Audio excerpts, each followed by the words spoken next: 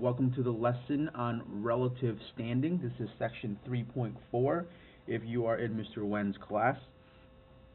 And this is really sort of an extension of our lesson on variation, because variation is things regarding the distance from the center. And this is sort of like that as well, but this is all taking it a step further. This is the distance of the data points from other data points, maybe not necessarily the center. Okay. So we'll take a look at some definitions here and also use them to answer a few questions. So the first thing I want to point out here is I have a bunch of data here.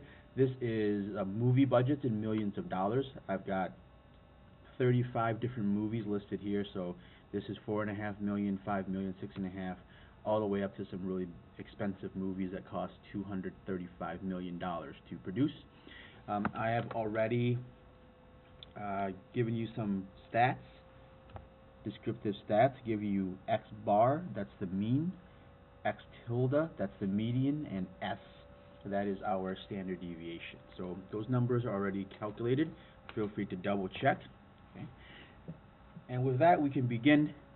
Here it says standardized value, or the z-score, for any given x value. And remember, x is a specific data point.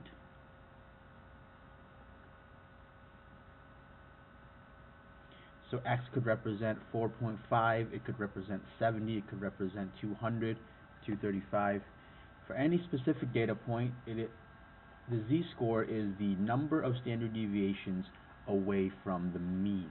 It is specific, is the number of standard deviations away from the mean. Okay? And the way that we calculate z-score is that z is equal to x minus x bar divided by the standard deviation. Okay? And as it says down here, we always round the z-score to 2 decimal places, always. Okay, so this is a slightly different rounding rule than maybe the other rounding rules we've seen before. A few other things to note here is that z has no units.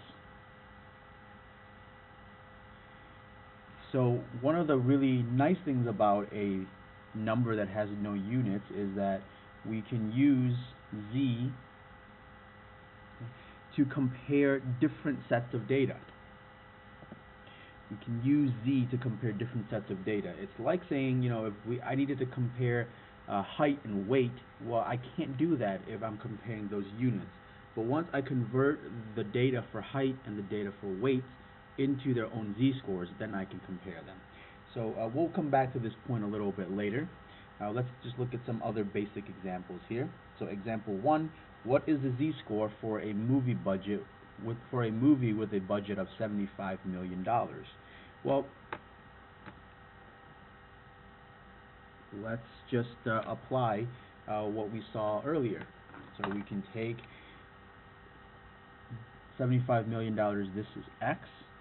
So the z-score is x, which is 75, minus x bar, which is 68, divided by the standard deviation, which in this case is 54.7, and we should be able to get our z-score from this. So this is a 0.13. Okay? And remember, there are no units on this, except really this unit here is the number of standard deviations. So this is 13/100ths of a standard deviation from the mean. Okay. So this says, if you picture the distribution along the number line, the mean is somewhere in the middle, the standard deviation is some distance, and this is 13% of that distance. Now we move on to our discussion of ordinary versus unusual values, and this is really the range rule of thumb, RROT, range rule of thumb, for interpretation. So I'm writing this because I'm expecting you to know this already from a previous lesson. If you don't, please check out one of the other videos. This is just sort of a review. So if z is between -2 and +2, that means it is within. Remember that these z-scores represent standard deviations. This is within 2 standard deviations of the mean. So if it's within 2 standard deviations of the mean, then it is considered ordinary. Otherwise, with more than 2 standard deviations away,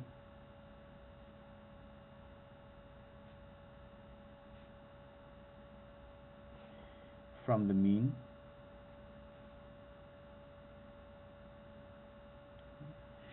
then it is considered a unusual number.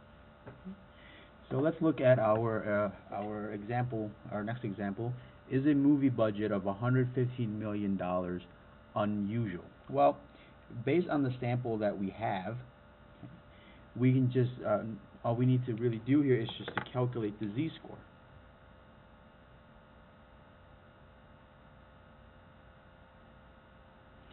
So z is equal to 115 minus the mean, which it was 68. This mean here hasn't changed, divided by 54.7. So that gives us 0.86. Okay, so that's our z-score, and this basically shows here that $115 million is not unusual, so this is ordinary. And I want to point out something here, that ordinary and unusual, these terms are not the same thing as outliers. Just because something is unusual does not make it an outlier. Okay, these are just word labels that we put on numerical calculations. So we say anything between 2 standard deviations, and that's within 2 standard deviations of the mean, that's considered ordinary. Anything farther than that, that's unusual. Okay, but these are not necessarily determinations of outliers, at least not yet.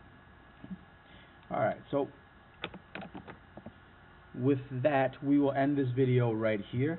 We'll continue talking about percentile in the next video, okay, because this is a good place to end here. As always, ask your teacher if you have a hard time with this. Thank you for watching, and have a wonderful day.